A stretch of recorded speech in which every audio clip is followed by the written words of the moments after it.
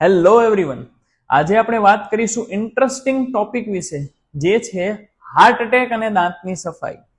Yes, જો દાંત પર લાગેલા ક્ષાર અથવા તો પ્લાક કે બેક્ટેરિયલ લેયરને રિમૂવ કરવામાં ન આવે, એટલે કે એની સફાઈ કરવામાં ન આવે, તો એ બ્લડસ્ટ્રીમ મારફતે હાર્ટની આર્ટરીઝ એટલે કે નસ તરફ ટ્રાવેલ થઈ શકે છે અને જેના લીધે હાર્ટ એટેક થવાના ચાન્સીસ વધી શકે છે. અમેરિકન કોલેજ ઓફ કાર્ડિયોલોજી દ્વારા તો એ પણ કહેવામાં આવ્યું છે કે જો તમારી દાંતની સફાઈ કરીને પ્લાકને રિમૂવ કરવામાં ન આવે તો હાર્ટ એટેક થવાના ચાન્સીસમાં 50% વધારો થાય છે, એટલે 50% ચાન્સ વધી જાય છે. તો આના માટે જ તમારે નિયમિત રૂપે વર્ષમાં 2 વખત દાંતની સફાઈ કરાવવી જોઈએ, જે ખૂબ જ અગત્યની છે, ના કેવલ તમારા ઓરલ હેલ્થ માટે પણ ઓવરઓલ હેલ્થ માટે. Thank you.